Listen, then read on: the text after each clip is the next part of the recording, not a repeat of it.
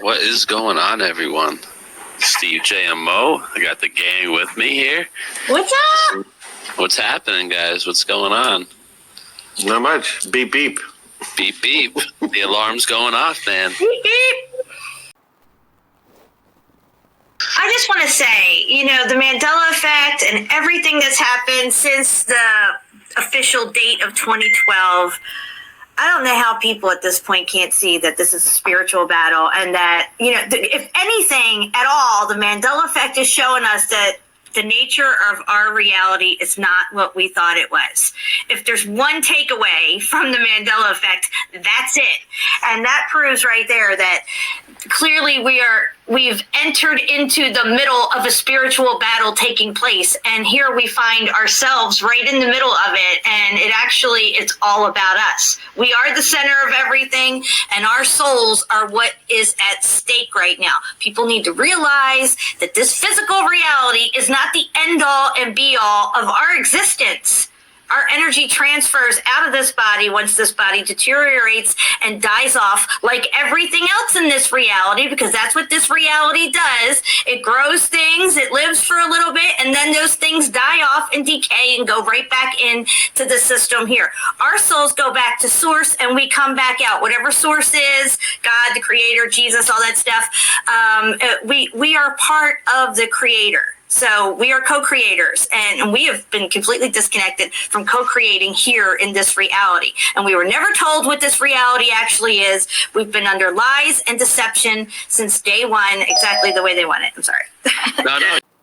I feel it's the same way. So the reason once our eyes are opened and we see the world differently, we need to work at cleansing ourselves. And if you want to do that through scripture, or you want to do that through a belief in Jesus or through God, however you get there, but you need to start cleansing yourself, I believe, because when we get to that final transformation that you're talking about, Jen, you can't get through.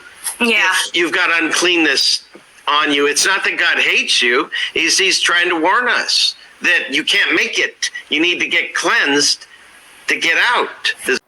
It's funny because I was just talking about something like this with someone, and it's something that you and I often talk about too, Ceiling Fan, is all the obstacles that we go through. It's not like God laughing at us, and maybe it's the devil laughing. Who knows?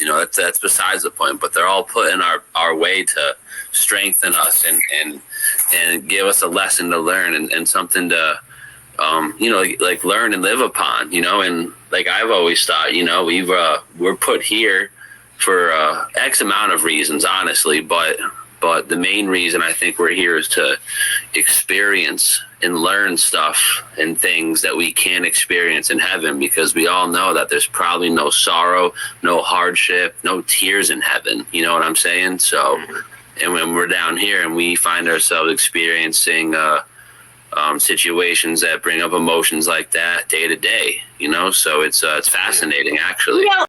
It is fascinating because our emotions, God gave us emotions and tears for a reason, so we can experience it. And our body can release it as well. I feel like I'm going to cry right now. I just had a really intense conversation with my sister, and we're getting to that point where it's sister against sister or mother against son, stuff like that.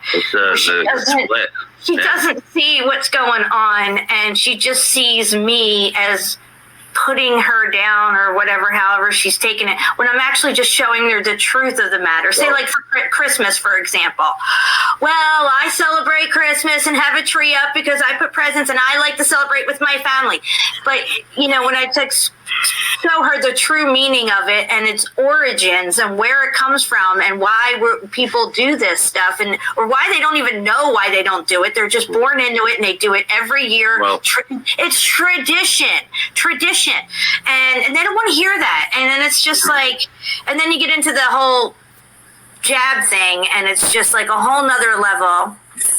And my sister and I used to be super close, and I could feel, I'm trying not to let it happen, but I'm still trying to I have to realize this is the great delusion, and I want to talk about this with you guys. God sent this strong delusion because they did not love the truth, and that means no matter what I do, I can't break that delusion. It's from God. How can I break it? You know what I'm saying? I was going to say, it's I feel like a lot of the people that aren't getting it, whether they're close to you, related to you or not, they're not supposed to get it for a reason. Whether Correct. maybe the oil lamp situation didn't happen yet, Richard. Maybe it did, And if it did, maybe they were the ones that had the oil lamps the first time, and they're just here to set us off, just part of the grandest of delusions, trying to throw us off, keep us off our journey. Because when you're thinking about that, Jen, you're not focused on the next step. It's not just you, it's me, it's Richard, it's everyone in the chat that deals with something like that, the family member or the co-worker or someone they care about,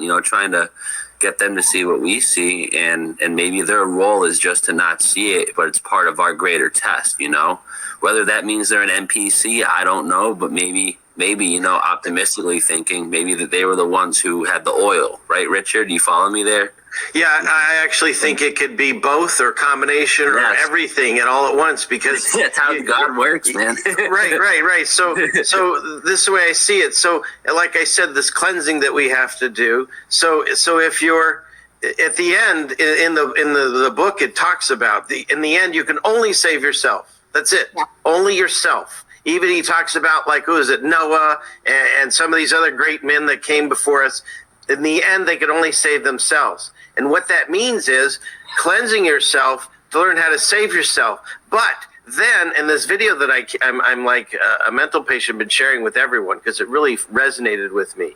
We need to stand out as a beacon of light, as that candle in the wind, whatever you want to call it. We need to because we're showing the world or the people around us how it is to be like we're trying to be.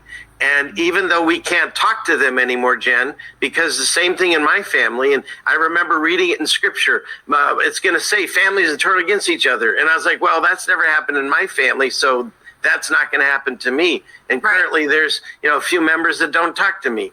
And so it's like, it happens. And throughout the community right now, there's marriages that are breaking up over this. It's heartbreaking. It's terrible. The community's breaking up, bro. Right. And so it's like, it was scripturally written. That's why I think it's fascinating that you don't want to look at the book, some people, but whatever. It was written about this is going to happen. Now we're experiencing it. And like you said, God says we can't talk to them anymore. And this video that I just watched, he talks about in the day of Ezekiel. And he sent Ezekiel to tell everyone shit's about to go down. And they weren't listening to him. And eventually they made it so he couldn't talk. So if Ezekiel just did like picture boxes, he built like a little pretend city and showed God's wrath and what's going to happen. And people walk by and just look at it. It went down to pictures at that point because people were no longer listening. He figured maybe they'll look at it. And so it compares to what we're living in right now. We can have all the facts and figures on our side. We can have as much documentation as we want to show them.